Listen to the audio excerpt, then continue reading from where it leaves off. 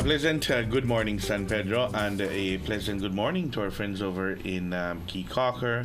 We want to welcome you to another edition of Good Morning, San Pedro. Today is the 5th of the month of June 2025. It is a beautiful morning. I would have expected it to be overcast, but that's not the case. It's a beautiful morning here in La Isla Bonita. Let us begin the program by taking a look at the weather. The general weather forecast provided to us by the Belize Met Service. The general situation, moist and unstable conditions continue to linger, but a gradual decrease is expected. The 24-hour forecast, cloudy skies today with a few sunny breaks. Tonight, skies will be cloudy. A few showers and isolated thunderstorms will continue to affect some coastal and inland areas during the morning hours. Shower activity will be generally isolated this afternoon, then expect a few showers and thunderstorms to develop mostly over southern areas tonight and tomorrow morning. Taking a look at the marine conditions, the winds will be from the east-southeast at 10 to 20 knots. Sea state will be moderate and waves will be between 4 to 6 feet. The temperatures here in the coast, the highs will be 87 degrees Fahrenheit, that's 31 degrees Celsius, and the lows will be 82 degrees Fahrenheit, that's 28 degrees Celsius. For inland areas, the highs will be 95 degrees Fahrenheit, that's 35 degrees Celsius, and the lows will be 74 degrees Fahrenheit, that's 23 degrees Celsius. And up in the hills, the highs will be 82 degrees Fahrenheit, that's 28 degrees Celsius, and the lows will be 68 degrees Fahrenheit, that's 20 degrees Celsius. The outlook for Friday and Friday night is for a few early morning and late night showers and thunderstorms to affect the south. Elsewhere, shower activity will be generally isolated. Taking a look at the tides, a low tide will occur this afternoon at 12:49 and another one will occur tomorrow morning at 12:17. A high tide will occur this evening at 6:42 and another one will occur tomorrow morning at 6:20. The sun will set this evening at 6:25 and it will rise tomorrow morning at 5:17. The moon will rise this afternoon at 1:57 and will set tomorrow morning at 1:53. This is the general weather forecast provided to us by forecaster Catherine Cumberbatch. They are at the Belize Meteorological Service. So there is a possibility that we might have some showers during today going into tonight, but it's more likely for it to happen in the southern part of the country. Now let's take a look at the 4-day forecast to see what will be happening for this coming weekend going into early next week. Tomorrow, Friday, isolated showers and thunderstorms increasing at night.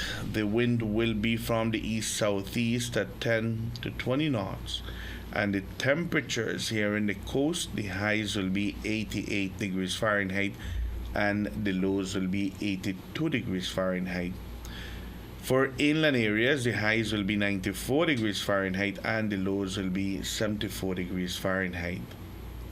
On Saturday, some outbreaks of showers and thunderstorms decreasing slightly at night.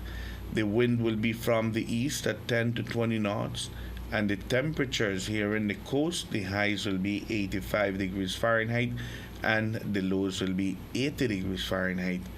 For inland areas, the highs will be 92 degrees Fahrenheit and the lows will be 74 degrees Fahrenheit. And then on Sunday, a few showers and thunderstorms mostly affecting the coast and the south. The wind will be from the east-southeast at 10 to 20 knots And the temperatures here in the coast, the highs will be 87 degrees Fahrenheit and the lows will be 80 degrees Fahrenheit. For inland areas, the highs will be 92 degrees Fahrenheit and the lows will be 74 degrees Fahrenheit. On Monday, isolated showers or thunderstorms increasing at night, mostly affecting the south and the coast. The wind will be from the east-southeast at 10 to 20 knots and gusty. And the temperatures here in the coast, the highs will be 89 degrees Fahrenheit and the lows will be 82 degrees Fahrenheit. And for inland areas, the highs will be 94 degrees Fahrenheit and the lows will be 75 degrees Fahrenheit. So we do expect some showers to occur today. We can expect weather conditions to improve tomorrow during the day, but we can expect some showers on Friday night as well. We can expect showers on Saturday. We can expect showers on Sunday. And it looks like Monday night we should be getting some showers as well. Thank you much to the Belize Met Service for the general weather forecast and also for the 4-day forecast. Taking a look at the tropics, the Atlantic is looking pretty much clear. Tropical cyclone activity is not expected during the next 48 hours. And if we click down on the 7-day forecast, look at that. We don't expect any activity during the next 7 days. So the Caribbean Sea, the Gulf of Mexico, and the open Atlantic, it's pretty much clear. Thank you much to the National Hurricane Center for the update. Today is the 5th of the month. We want to congratulate all those who are celebrating birthdays today. May you have an enjoyable birthday. May you celebrate many, many more. There is a birthday greeting going out to Omar Alamia Primo, celebrating birthdays today. Congratulations to you. This birthday greeting coming to Omar from the entire family, wishing you all the very best on this your special day. Congratulations to you, and to all those who are waking up this morning celebrating birthdays, we sing to you Las Mañanitas.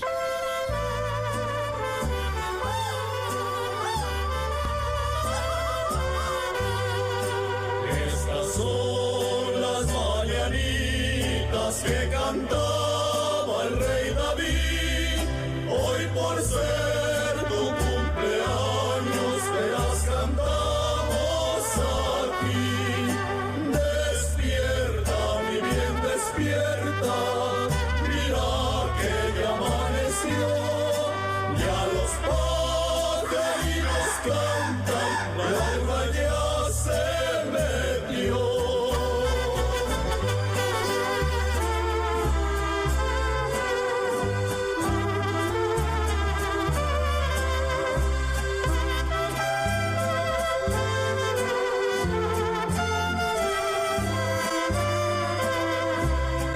Cumpleaños feliz, cumpleaños feliz, te deseamos todos cumpleaños feliz. Congratulations to all those who are celebrating birthdays today. May you have an enjoyable birthday and may you celebrate many, many more. We will go to a commercial break. Kami is in studios and she has a special program for you this morning. Short commercial break. We'll be right back. This is Good Morning San Pedro.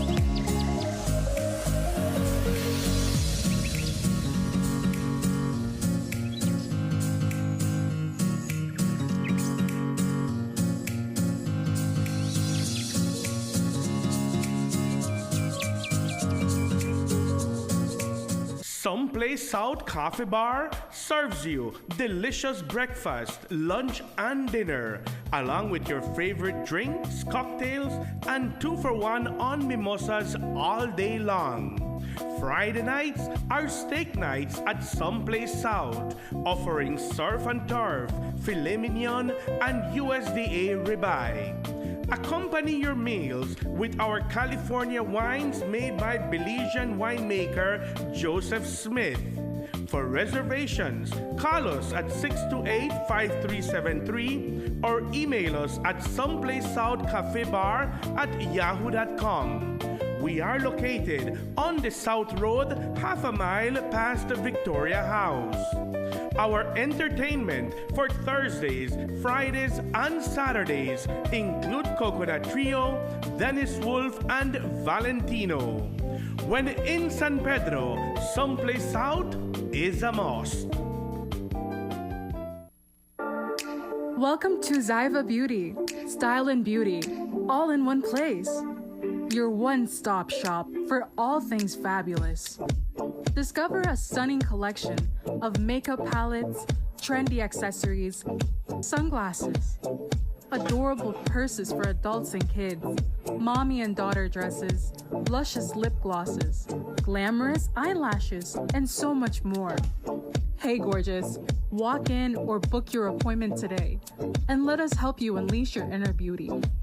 We offer expert beauty services such as powder brows, lash lifts, lash extensions, lip micropigmentation, and rejuvenating facials. Find us on Pescador Drive next to Caramba Restaurant. Call 605-9256 or message us on Facebook.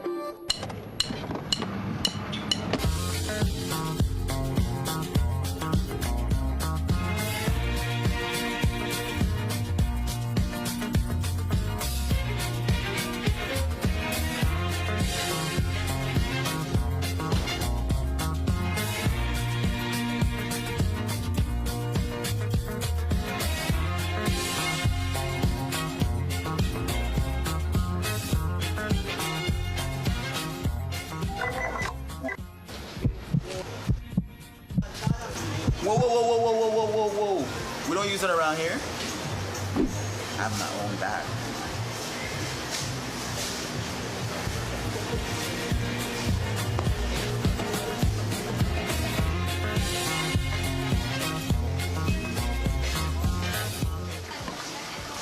Where can I get one of those?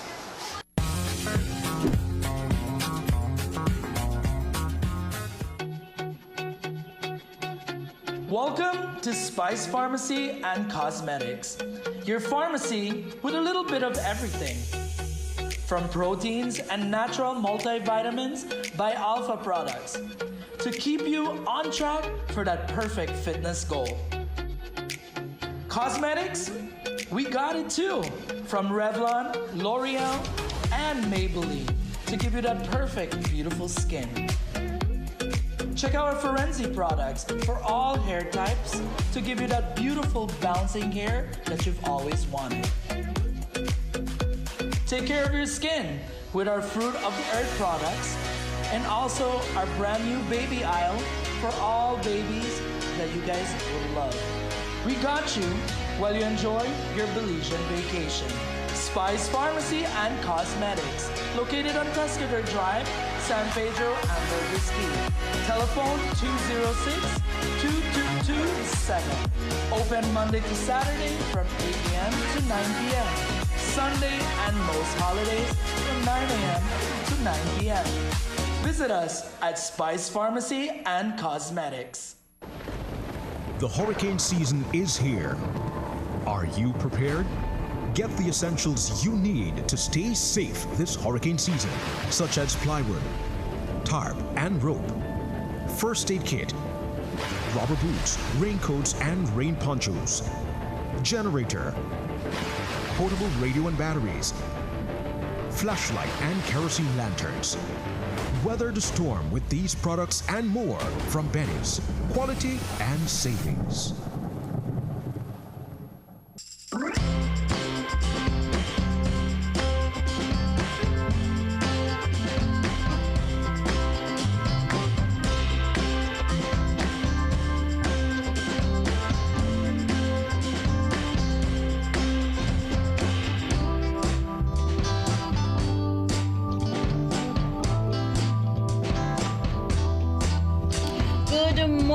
San Pedro. How are you doing? It's a pleasure being with you on this beautiful Thursday morning. We are live from Reef TV. Good morning, San Pedro and Despierta Belize in Orange Walk. It's a pleasure to be here for the second day and my last day, of course, in San Pedro, but I will be back. There's no doubt about it. So it's a pleasure being with you, San Pedranos. I'm bidding you good morning.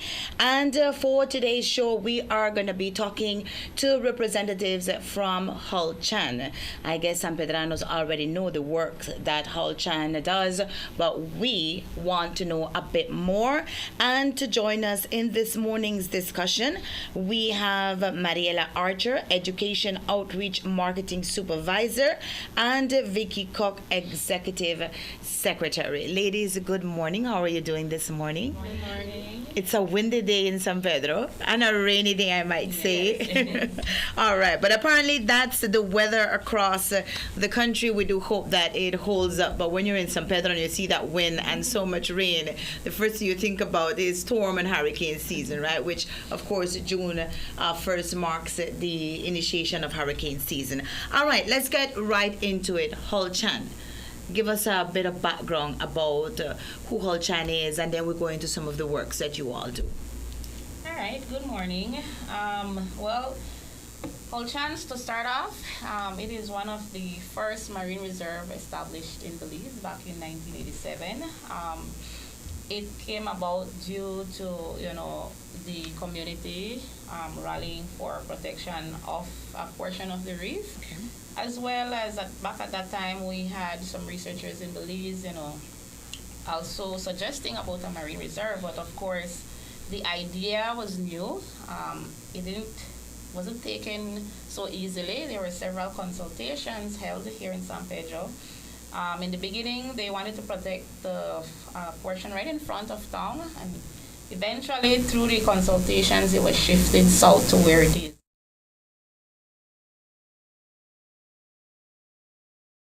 Of course, meaning Little Channel, which is the focal point of the entire reserve. It is a marine reserve where we have, many visitors throughout the year. But apart from that tourism aspect, we also conduct several, work throughout the year. We do education and outreach, we do research and monitoring as well, and of course we have to do enforcement and of course try to get compliance of the rules of the reserve. Right. And when we talk about the reserve, what all does it encompass? Okay, the reserve encompasses a complete marine coastal ecosystem. Okay. So the way the reserve was designed, and that's one of the things that I love about marine reserves in Belize, because when you hear marine reserves, like for example in the US or other countries, it completely means there's a ban, there's no fishing. But with Hull Chan, it was designed with the stakeholders in mind.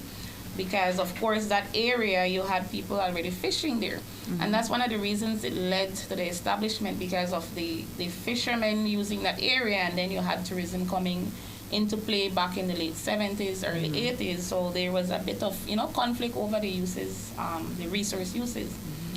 So when the reserve was established, they couldn't come and say, well, you know what, to the fishermen, you know what, this is a reserve now, you need to move. Okay. It doesn't work that way.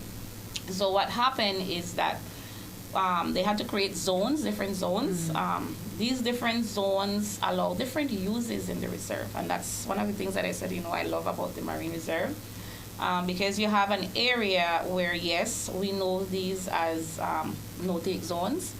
The idea behind it is, of course, it's protected. There is no fishing in these zones, because it is the hope that, if you have an area where the species are protected, eventually they will mature and reproduce more. Mm-hmm. And when, you're reproducing, you have diversity, you have different kinds of species, and then eventually you have a lot in a small area. So they will compete for space, they will compete for food. So eventually they will start to spill to other areas outside. And that would benefit the fishermen. Mm-hmm. So we have these no-take areas, but then we also have areas where it is open for fishing. Okay. So yes, we have areas in the reserve that is open for fishing, but of course the users in these zones, they have to abide by certain regulations that comes with these zones. And then, of course, you have areas. We have an area that we we call it our preservation zone, which is basically north of the channel, going to the northern boundary, where there's no type of activities happening there, right? No snorkeling, no diving, no fishing, anything at all. The word preservation is mean we have this area that we preserve it, we protect it, we don't do any activities in there.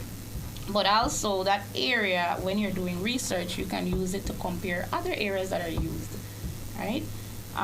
So that area is supposed to be left as what an example of a healthy reef is supposed to look like. And then of course we have other areas where you can use it. For example, the area that we call the Bajos, you can use it. There's specific areas that are called the conservation zones, or we would normally say conservation zone 2. In these areas, a lot of fly fishing happen, a lot of sports fishing. With the fly fishing, it's only catch and release. So of course, the fly fishing guides would take their guests out. They would catch they want to catch their bonefish, their tarpon, their permit, and it's a grand slam if you catch the 3 of them.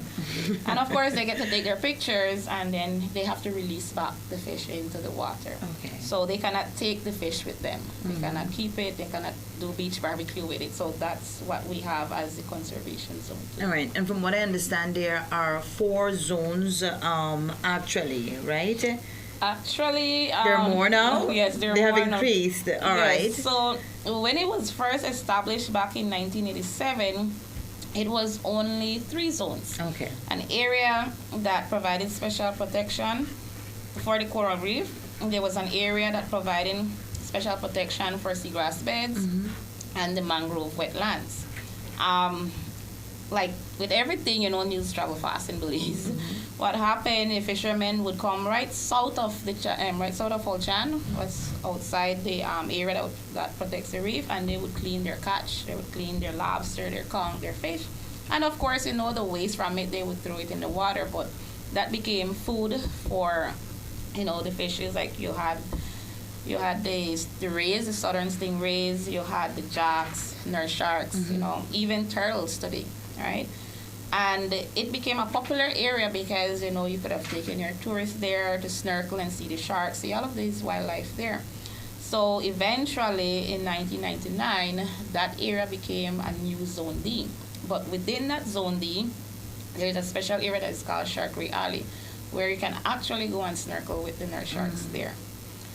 And that was like that for a while. And back in, I believe, 2007, 2008, we had the threat of a development that was to occur south of the island. I believe at that time the name was South Beach, Miami, if I'm not mistaken. And of course, it would have had a huge impact on the marine ecosystem, on the reserve, and so forth. So the community got together and they rallied, against this development. So eventually in 2008, the reserve was expanded. Okay. And to protect that specific area that they wanted to use. And so we had the Krangreho shoals added to the reserve in 2008. So what we did was made the boundaries of Zone C bigger to include that mangrove islands. And then again, for a while we were there, and in about 2014, 2015, again, with a lot of developments that are happening, around Ambergris Key, the fly fishing community and, of course, other members in the community wanted to protect these vital mangrove wetlands. So in 2015, the reserve was expanded again for a 3rd time to include all the Bajos at the back. So not only we got the Bajos, we got the Lagoon Cayo Frances up north of the island, and as well as Mexico Rocks on the eastern side. So today we have approximately 8 zones. From 3, you went to like 8 practically. 8. So what we started with less than 5 square miles, today we're approximately 160. Wow. And how do you go about identifying these areas that need to be placed under conservation? Do you work with other organizations? How do you lobby with government for this to actually happen? Okay, so there's other organizations, of course, that, would assist us in lobbying for these different critical areas. Of course, we have our stakeholders, like I mentioned, the fly fishers. The bathhouse is very important, not only for the fly fishers, but it is important for, the well-being, the overall health of the entire marine ecosystem and the services that it provides in turn to us. So at that time, I remember they wanted that area to be protected. And of course, we recognize the importance of that area. So along with them, I believe at that time it was Ambergis Key, Citizens for Sustainable Development at that time, assisted us in lobbying for that area to become part of the reserve. So they lobbied with the government, and so in 2015 that became part of the reserve. All right. So if there is an organization that comes to Holchan and says, listen, I believe that you need to go into this area and check it out and see that it becomes part of that conservation area, then that's when you actually move in. Now, the areas that are open for fishing, how do you go about identifying them, and are they open for fishing seasonally? Is there a time when you say, okay, this area is open for fishing, now it's closed? Okay, so as I mentioned before, the reserve became the reserve. There were areas that were used. For example, Zone B, which protects the seagrass beds. It is also habitat for queen conch, for lobsters as well. So it was an area already being used by what we call traditional fishers. So the way the reserve is designed is that only traditional fishers can continue that tradition. Okay. So let's say someone new, let's say someone from PG, Corozal, new comes to the island and then wants to fish in that area.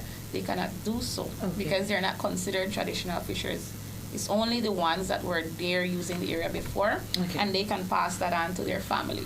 Okay. Now, let's say their grandson decides, you know what, I don't want to do fishing, I want to go and study and, abroad, or I want to go and work abroad, then that tradition dies there. Okay. Right? So it has to be passed on. It cannot be sold either. Okay. Now, the different zones, they're not closed that are open for fishing. They're not closed. They remain as what we call general use zones, meaning that, you can fish commercially for subsistence for yourself and your family to eat. You can swim, snorkel, whatever you want to. However, there's still rules. For example, you cannot use gill nets, you cannot do spear fishing and things like that. Right. And these traditional fishers, it's quite interesting, how traditionally you can actually go fishing and then you pass it on to one of your relatives. You can't pass it on to a friend, however, right? It needs to be a relative and a close relative per se. So your son, your grandson. So it is a tradition in the family. Right. And do you need to be registered? Yes, so the fishers, because they are commercial fishers, they need to have a commercial fisher folk license. Okay. That is given by the Belize Fisheries Department licensing unit. However, we do have a list of who our traditional fishers are. So when we expanded in 2015, of course, we had persons that were already fishing in certain areas, for example, the general use area of Mexico Rocks. So then they would be what we call grandfathered into our regulations as well. Okay. Now, you spoke a while ago about compliances. If you find out that there is someone who is breaking the rules, are there penalties, and who steps in for that? All right, so we have our Operations and Enforcement Department, and under that department there's 2 units. We have our Marine Rangers that are stationed at the reserves 365 days a year unless there's a hurricane. Wow. And they work on a 24-hour shift system, right? Now, the other unit is our Compliance and Enforcement unit. So these officers, they're also fisheries officers. So they do the patrols to ensure, that, everyone is compliant with the regulations, not only for the reserve, but for the entire island. So they have the authority to patrol even outside the reserve. They have the authority to check restaurants, check stores for or any illegal products. So in the event that they come across someone that is not compliant with the regulations, then of course they have that power, that authority to make an arrest. Okay. And then they're handed into the police department, and then the case files are then prepared. They have evidence. The evidence are then taken care of, the chain of custody, all of that, and they prepare their case files. And so then they would be, by the court, they would be given a date when they will have a court case, and then a summons is issued to that person. And then from there, that person is taken to court. We have the fisheries prosecutor that would come in and then would handle the case for us. Right. And infringements, are they committed often? Depends. Yes, when it comes to illegal fishing, yes, we do have illegal fishing happening. Either they're taking out lobsters, skunks out of season, undersized. Then we have other ones that we call infractions, that things that occur within the reserve. For example, we would have like our certain regulations that says, your boat needs to be registered to operate in the reserve. Things like that. Maybe a person comes, their boat is not registered, or there is a limit on the amount of persons you can have on board the vessel. So things like that we call infractions. Or sometimes, they're harassing the sharks, or touching or harassing the turtles, or stuff like that. Now, we try to work with our stakeholders because we don't want to be that type that, you're pushing back all the time. We try to work with them. We have a system that we give them a warning, but of course, you can only get so much warning, right? Exactly. Eventually, then we actually have the authority to tell you, you cannot come back to the reserve. We can actually ban you from the reserve. Okay. But what we try to do, we try to bring in that person or that tour guide along with their tour operator and have a sit-down and meeting, right? We go over the infraction that they committed. There's an agreement that, you moving forward, you cannot do so anymore, and if it continues, then of course we can actually charge you. All right, quite interesting. Do I have time for one more question, or we'll go on the break? One more question. All right. Now, in order just for these types of infringements, infractions, breaking of rules, for them not to occur, how do you go about bringing awareness, especially to tour guides, to our tourists, for them not to step into that area that they shouldn't? Okay, sure. So we have the education and outreach program, which of course I am in charge of. So one of the things that we do yearly is what we call the Responsible Tour Operator and Guide Seminars. So we do this in San Pedro, Kikaker, and Belize City, because these are our major buffer communities that actually uses the reserve. So during that session, what we do, we go over regulations with them. Of course, we collect information on all the incidents, all the infractions that occur throughout the year. So these things are brought up in these meetings. We make them aware that these are not supposed to be happening. And of course, we open a session for feedback. Of course, no management is perfect. They give us our feedback, how to improve management, things that they are not in agreement with, they're not happy with. So these things are taken back to management and passed on to our board of trustees. And then, of course, usually it's a long list. We try to tackle them throughout the year. So that is the platform that we use to inform them of the regulations. Sometimes, maybe the regulations might be adjusted, new rules might come in, and then we have to make them aware. We also do like our brochures, so that we can give out to tourists. We have signs. We do our school program as well. We use our social media pages.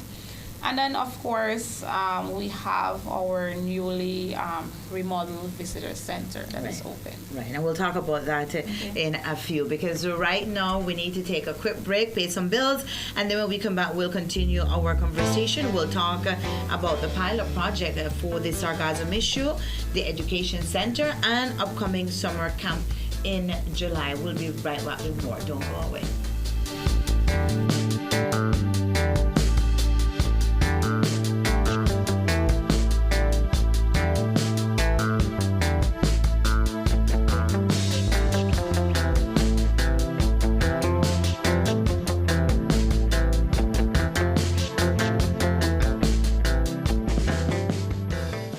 Make Atlantic Insurance a part of your travel plans when traveling to Chetumal, Cancun, Merida, or anywhere in Mexico?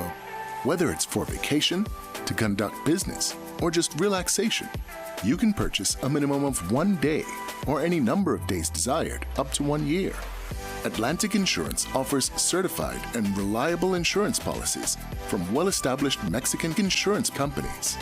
For more information, you can visit any of our offices located countrywide or call 223-2657. To purchase online, visit our website at aicbelize.com. Travel with the best insurance coverage. Travel secure. Travel with peace of mind. Travel with Atlantic Insurance, insuring you from life's unexpected. Welcome to Zyva Beauty, style and beauty, all in one place. Your one-stop shop for all things fabulous. Discover a stunning collection of makeup palettes, trendy accessories, sunglasses, adorable purses for adults and kids, mommy and daughter dresses, luscious lip glosses, glamorous eyelashes, and so much more. Hey gorgeous, walk in or book your appointment today and let us help you unleash your inner beauty. We offer expert beauty services such as powder brows, lash lifts, lash extensions, lip micropigmentation, and rejuvenating facials. Find us on Pescador Drive next to Caramba Restaurant.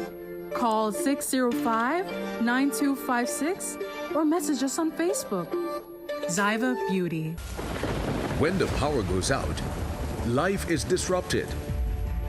Be prepared and keep your home powered up with a generator from Benquip. We carry brands such as Honda, Kohler, and JCB. Schedule your installation, maintenance, and assessment to keep your generator ready and waiting to protect your family and home the next time the power fails. Stay in control of your power with a generator from Benquip. Equipment, parts, service.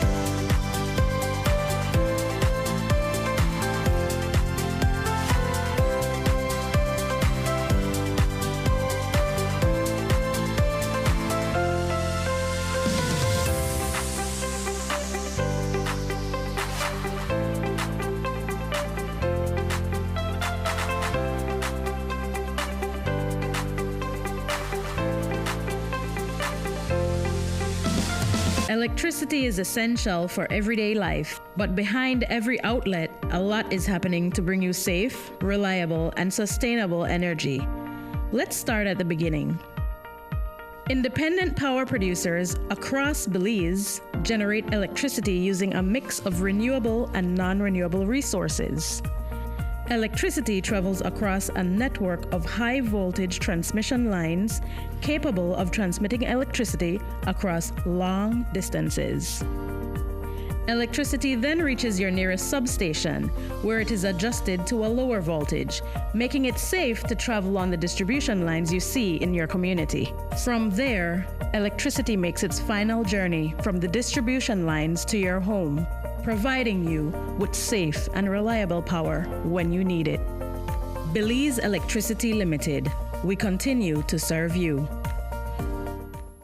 Get between Belize City, Keycocker, and San Pedro on a ferry faster than anyone else with Caribbean Sprinter. You better Belize it. Get with us online at sprinter.bz.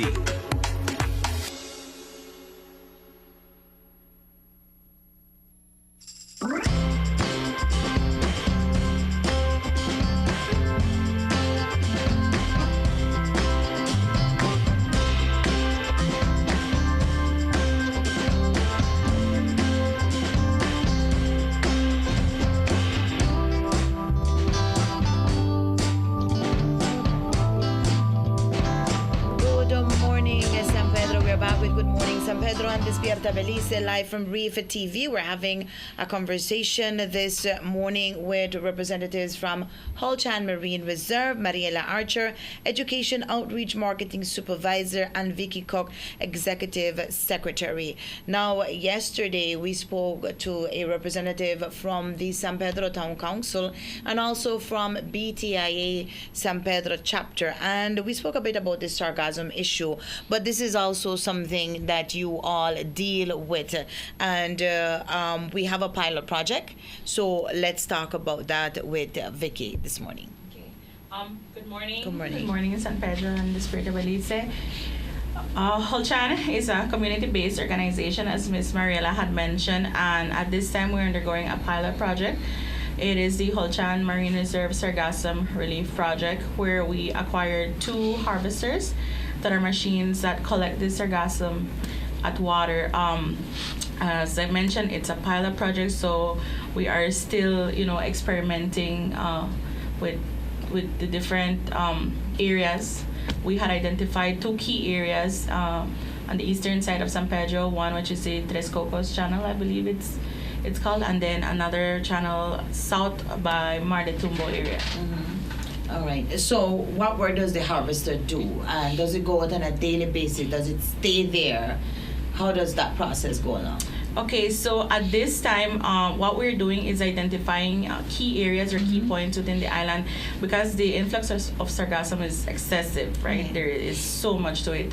And obviously, we cannot clean up or harvest all of it, but we try to identify areas where we can go and assist.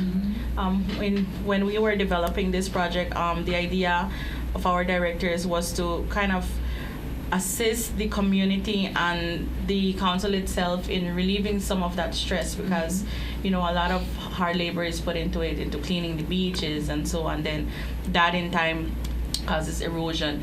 So what we wanted to do was to be able to, at some point at water, pick it up before it reaches to the shoreline. And then what happens? What happens to that? Well, Marilla, you can chip in whenever you feel like. Yes. Well, at this time, once collected, we have drop-off points, where we call it drop-off points, and then we were working along with the council where they would come and pick it up.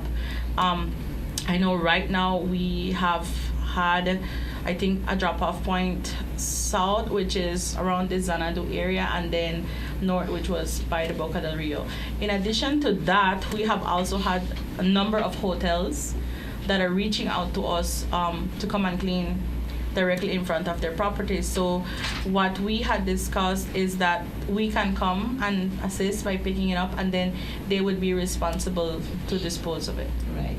It is a costly process, though. Definitely. Yes, it is. Right. It is. And the sargassum is used, as rightfully mentioned by the San Pedro Town Council, for landfill. Right. So how much of a problem would you say we have here in San Pedro? At what level this sargassum issue would you say we have? The issue is at emergency state, as the town council had mentioned. It's a huge amount that has been washing up on shores. It is not only affecting, the quality of air, affecting the tourism business, but it also affects the environment. Because what happens with the sargassum is that once it comes in and it beached in, the bacteria starts to decay. And then, of course, the bacteria uses up the oxygen in the water. And then you have the seagrass, you have fishes that, even though they're live in water, they still need oxygen. So with less oxygen or minimal oxygen in the water, then we start to have a lot of fish kills. And that's the reason why you see from time to time a lot of fish that is dead there in the water, floating up in the water. And we always advise the community to not eat those fishes. Also, what we noticed over the previous years is that the sargassum also affects other marine life, such as turtles. We've had sea turtles that have been entangled in it, and eventually they died. So it does affect the marine life. It does affect the water quality. So that was another reason why Holchan decided to get into this project and this pilot project and try to assist, not only the community, but also at the same time trying to, help the environment as well. Right. And having this harvester on hand, has it helped to mitigate the situation, and to what level? Because I do know that the town council has the persons picking up the sargassum, and then that's taken to the landfills, and I do believe there's a something that it is used for, which was mentioned yesterday. But having the harvester on hand, how much has it alleviated the situation? Because of the high influx of sargassum, perhaps we can say it's been like from little to moderate. We try to do as much as we can, but at this time of the year, the sargassum is excessive. Like excessive. We recently visited one of the areas south, which is by Mar de Tumbo. We understand that the machine can pick up in 90 minutes an 8-hour hand labor, right? Okay. Yes, so it works very fast. But then it has to travel to the drop-off point, so that kind of delays the process for a bit. Right. So if the ideal thing would be to have drop-off points at every area where you want to clean, because then that would save time. It works very fast. However, it does have a limit as well as to how much it can collect before it goes to dump out. Right. And is there a certain area where we see more sargassum than in other areas that you all need to focus on when it comes to the harvester, or it's just across the board basically? At this time of year, I would say it's probably across the board. Across the board. Like I had previously mentioned, when we were developing the project, 2 key channels were identified where, we made studies and assessments were made. The Tres Cocos channel, we found out that, a lot of the influx of sargassum comes in through that area for the north side, and then the Mar de Tumbo channel, which is south of the island by the resort Alaya. That was one of the other areas where it was identified that a lot of the influx of sargassum comes in. And what actually saves Secret Beach in all of this? Because I think it was mentioned yesterday that, yes, it does affect tourism, and we'll ask about that in a few, but the tourists tend to just go over to Secret Beach. So what saves Secret Beach from all of this sargassum? Because it's on the western side. So that's a clean area. Yeah. And when it comes to tourism, how have you all seen it being affected, especially when it comes to the use, of these conserved areas? It has affected, because if you look just in front of San Pedro, where you have these huge mats of sargassum right out there, the scent, of it, the gases that it's leaking out, while it's being decayed. Erosion of the beaches as well. We have a lot of businesses at the front, so of course, these businesses are affected. And not only the businesses, but these businesses bring money into our Belizean economy. So on a whole, the entire country is being affected. There are areas, I remember once I wanted to take an aerial picture of the Ho-Chan Channel, but we went out there using the drone, and we have mats of sargassum coming in through the channel. So, imagine you're snorkeling out there and you're trying to fight off the sargassum that is right there, So it does affect not only the animals, but it affects you if you're snorkeling out there as well, the businesses. So it is affecting tourism. Right. And do you get calls from tourists that go like, what's up with the sargassum issue? Is it really, really bad, or can I make it into San Pedro and actually enjoy the marine life there? What we've seen, yes, a lot of, and even on the social media platforms, the tourists are asking, how is the sargassum situation down there? Because, we're coming in next week or we're coming in next month. We want to know if it's a lot or it's minimal or it's none, It's not only affecting our tourism in Belize, but even our neighbor, Mexico, the different tourist destinations there. We've been seeing videos and pictures of these huge areas that are filled with sargassum as well. And do you guys study what else can be done with the sargassum, or that's where we leave it? We're doing it for landfill. We see how else we can utilize it for the development of San Pedro at the same time.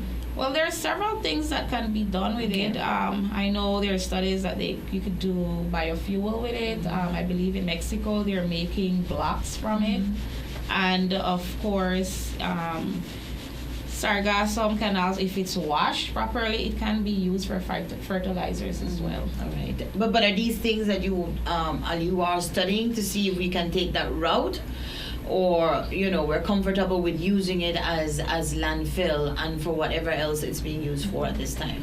For at this time, since it's a pilot project, I believe right now the focus is trying to get it out at water, and at the moment most of us use it as landfill. So as this project develops, then of course we need to look at other areas how we can use it as well. All right, we're gonna go take our next break for the morning, and then when we come back, we'll be talking about that education center and then the upcoming summer camp that will be held in July. We'll be right back with more.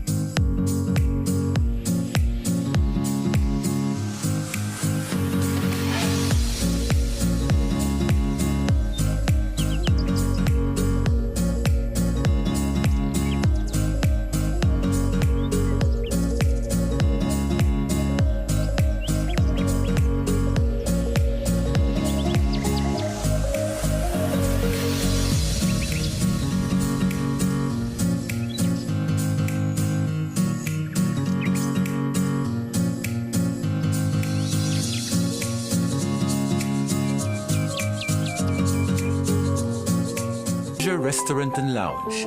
Open air restaurant serving Central American and Caribbean cuisine. Hidden Treasure serves dinner Wednesday to Monday from 5 p.m. to 9 p.m. Located in the Escalante neighborhood 1.5 miles south of San Pedro town. Hidden Treasure offer a romantic and elegant dining experience. Make early reservations and ask for free shuttle service. Some restrictions apply.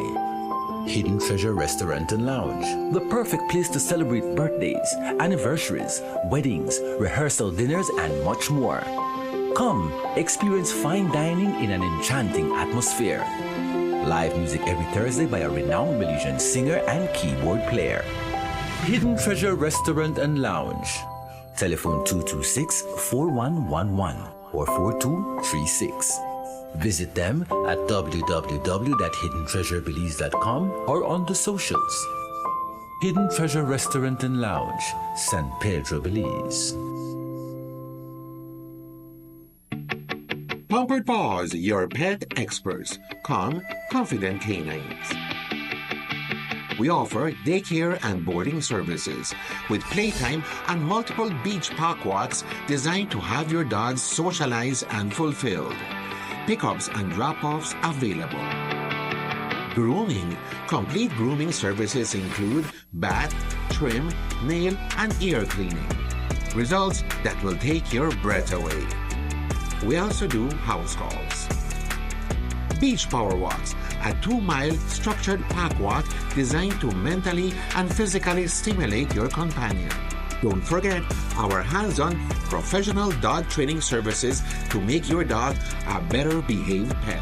Check out our full line of pet supplies. Pampered Paws, your pet experts. Calm, confident canines. AIC mobile app has been helping many to save time while getting more done, all from the comfort of their homes. When you download our mobile app, our services are at your fingertips. Log in using biometrics, view motor and property policies, file a claim and submit claim photos, request a quote, receive renewal reminders starting 6 weeks prior to renewal, submit renewal request, view branch locations, and obtain Google Map directions, make payments via Atlantic Bank Bill Pay, and even contact your customer care rep directly. Prospective clients will have limited access, but can request a quote, place a call to a branch, view branch locations and obtain Google Map directions, file a claim. And since all paperwork is completed beforehand, there's no waiting in line. With all the time you can save, can you afford not to use our app? Download today on the App Store or Play Store the AIC mobile app. Insurance at your fingertips.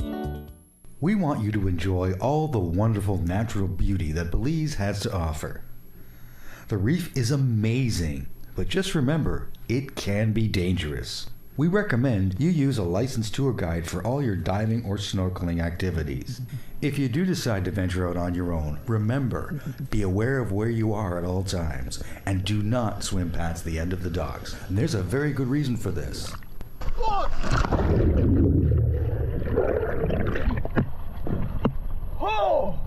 Oh! Oh! Whew. That's my fault. Oh! Yo, that's my fault. I don't have a buoy. That's my fault. Oh! Whew.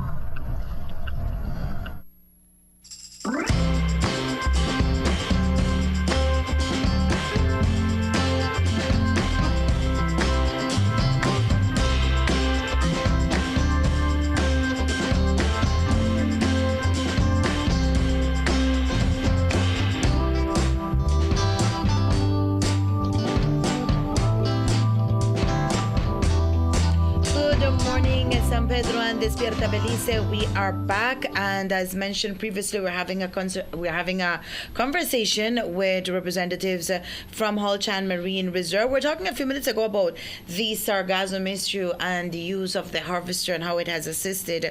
But actually, off camera, you guys were telling me that this particular pilot project has actually attracted international attention. Let's talk about that. Yes, we have had people from the U.S. Virgin Islands reach out to us. They called and then they sent emails where they are requesting information, where did we acquire our harvesters, how did we go about recognizing the areas that need the immediate relief. So we were happy, to share with them. We also understand that, it's not only us with the issue, but we have other countries and other areas within our region that are also going through the same thing. Right. Was there a study that was done actually before you all decided to venture into purchasing the harvester and getting into this pilot project? Yes, an assessment was made. Mm-hmm. That's how the two key areas were identified. Okay. Yes. All right. Good to know. Okay, let's jump into the education center. Let's talk about that. Okay. Yes, so Hull Chan has recently, inaugurated its education center. Mm-hmm. It's not the first time we've had an education center. We've always had one. We had remodeled it before, back in 2008, I believe. And then since then, we've always, used it as a platform to educate the community, school children as well. But eventually, it was closed for remodeling, but we never got to that point. So over the last year, we have been working on it. The idea with the education center was to do it in a 3-phase approach. So what we inaugurated was the first phase. Okay. So the center focuses, it looks at the different ecosystems, or marine ecosystems. We have a section that looks at mangrove and seagrass, as well as some of the species or key species that you can find in them. We also have a section that looks at the coral reefs, and as well there's a section that looks at sea turtle nesting, because we actually have a sea turtle nesting program that we run. So the idea is to bring this in one area where students can come, tourists can come, anybody in the community can come, tour guides as well. They can come and get information on these different ecosystems, the different programs that we have at Hull Chan. So that is what we inaugurated during our Reef Fest activities. Now, that idea is that when you walk through that center, you get the feeling that you know you're underwater. You're walking in a different environment. So you came off the street, you're walking into a nice underwater scene as well. Now, the second phase that we're looking at is to incorporate technology as well. So one of the things that we discuss is that, you know, we have everybody's different, everybody learns differently. Right. So we want to reach out to everyone. We want people to learn, those who learn by seeing, the visuals are there. You know, we want those who learn by hearing, we want audio to be in there. So when you step in, if the scene is on a beach, we want you to get the feeling that you're on the beach. You're on the sea turtle nesting beach. If you're at the coral reef section, we want you to get the feeling that you're underwater at the reef. So one of the other things is that what we realized over the years from the previous center that we had is that we get a lot of classes coming there. It's a must-do, you know, for the different schools.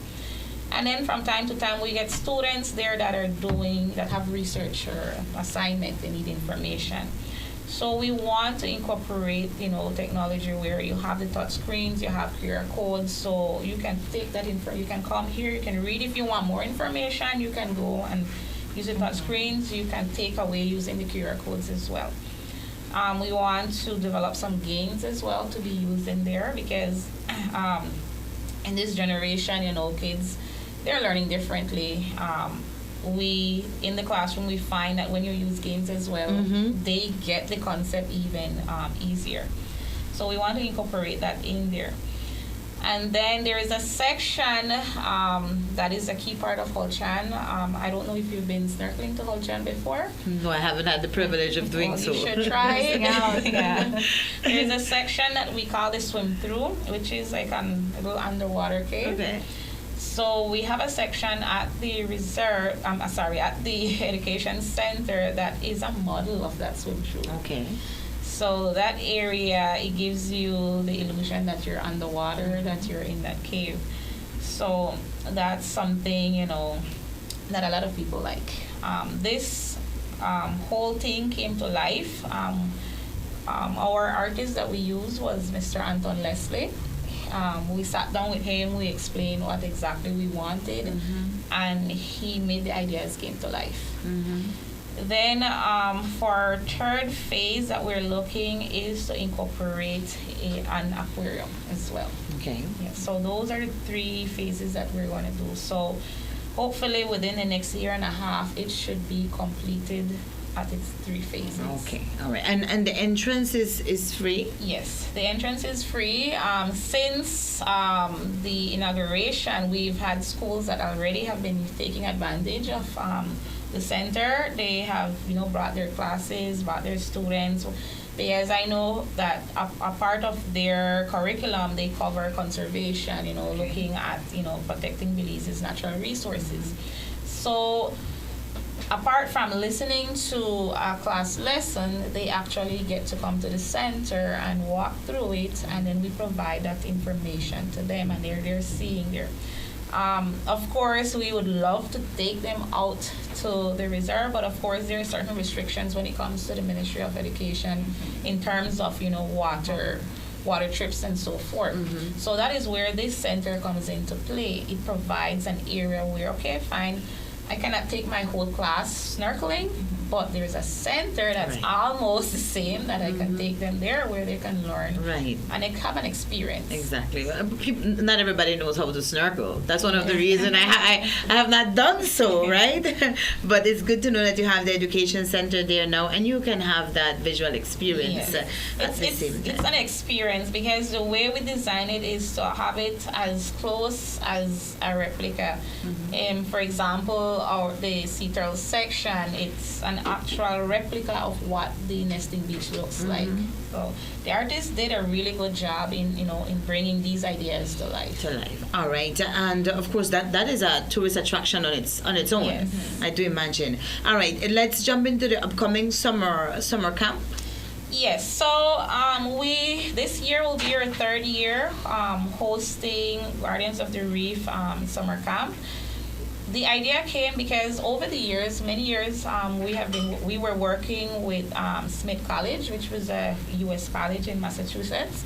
They had a program that was called Coral Adventures.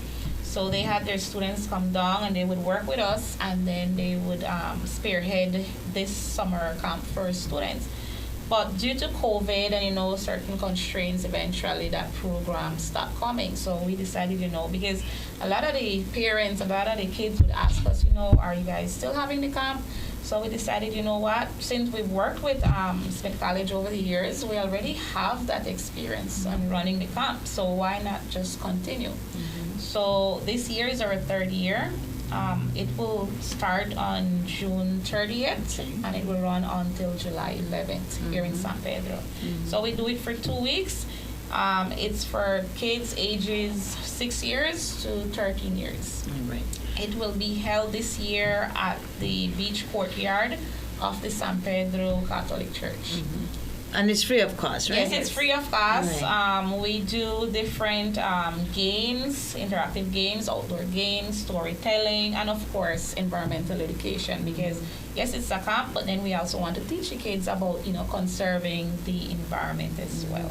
And you need to register beforehand? Yes, you need to register so that we have an idea how many, children we'll be having, so we can prepare for them. Our flyer will be going up later as well. So once our flyer go up, they can start coming to pick up the registration forms. All right. And wrapping up, there's a question here.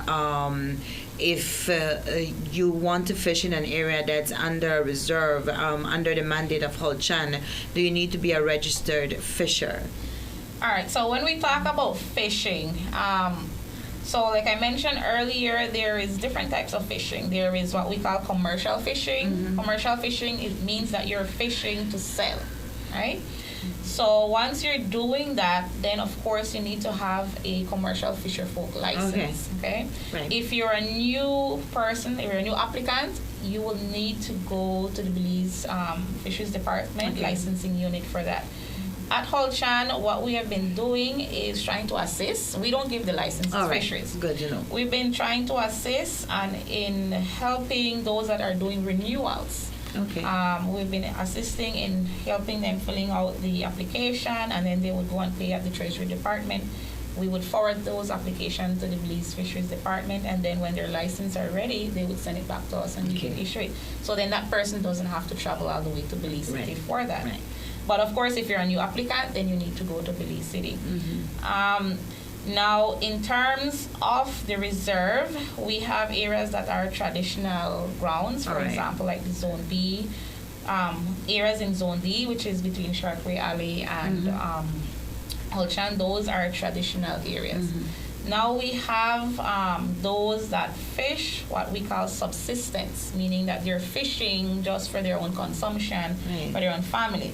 So when we say consumption, it means maybe you'll go out and catch and eat fish, 9 fish. Not a full bucket. Not a full cooler full, because now if you have a big white cooler full, you're not fishing for a family. You're doing commercial. All right. Okay. Well, we've definitely learned a lot about the work that Hull Chan does, and people are asking about the funding. Where do you all get the funding? But I do believe we're out of time. So basically, I think you get your funding internationally. To wrap up. No. Funding, I'll be honest with you, the reserve is, we'd say, self-sustainable. Our funding comes directly from park fees, from boat registration. So all monies collected is what basically sponsor all our programs, all our education programs, and so forth. All right.